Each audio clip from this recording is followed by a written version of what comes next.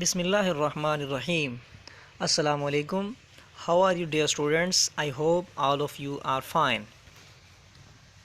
So today we are going to discuss about ninth class English lesson number 3 unit 6 page 62. As you know that we were discussing about Qaid's vision and Pakistan, 6th chapter of class 9, page 62. We have covered 2 paragraphs, and now today we are going to discuss about 3rd paragraph. Here are some rules to understand any paragraph. कुछ rules हमने discuss किए थे किसी भी paragraph को समझने के लिए. उससे पहले आपको कुछ रूल्स पता होने चाहिए. So the first is understand the title of chapter, कि टाइटल चैप्टर का समझ में आ जाए. Read paragraph and underline all difficult words. Clear? To consult difficult words from dictionary and write meaning on them. Read again with complete attention to understand the gist of it. खुलासा आपको समझ में आ जाए. Write down main points on a paper. Keep in your mind these points and start reading. Qaid's vision and Pakistan. So first of all we are going to learn about the difficult words and their meanings. So the first word is ideology. The meaning is nazariya, fundamental, bunyadi. Independent, azad, attempt, koshish. Merge, zam karna. Identity, shanaख्त. Resist, मुज़ाहमत करना, मुखालफत करना. Firmly, पुख्तगी से, मजबूती के साथ. Emerging, नमूदार होना. State, रियासत. Reform, इस्लाह करना. रेगुलेट, चलाना. डिपार्टमेंट, शोबा. कलेक्टिवली, इज्तमाही तौर पर. एंड इंडिविजुअली, इनफरादी तौर पर. These are all difficult words and their meanings. And here is the paragraph 3 and 4. First of all we will cover 3rd paragraph. You need to listen carefully.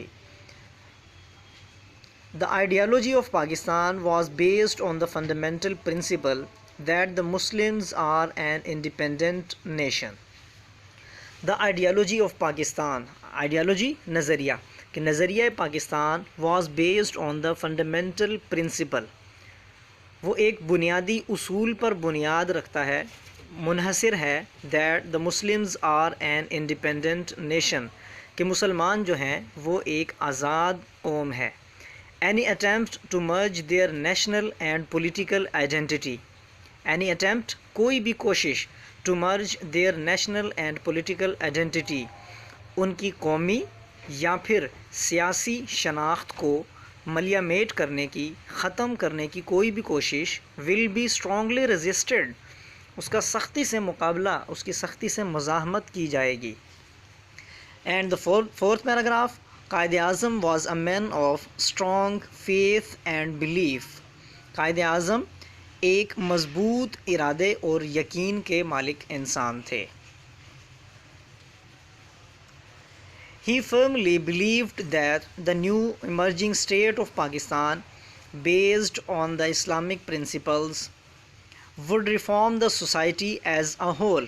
He firmly believed, कि वो पुख्तगी से, मजबूती से यकीन रखते थे, the new emerging state of Pakistan, कि नई नमूदार होने वाली रियासत Pakistan, based on the Islamic principles, जो कि इस्लामी उसूलों पर मुनहसिर है, would reform the society as a whole, जो कि पूरे के पूरे मुआशरे को बतौर एक जो है मुनहसिर बना डालेगी.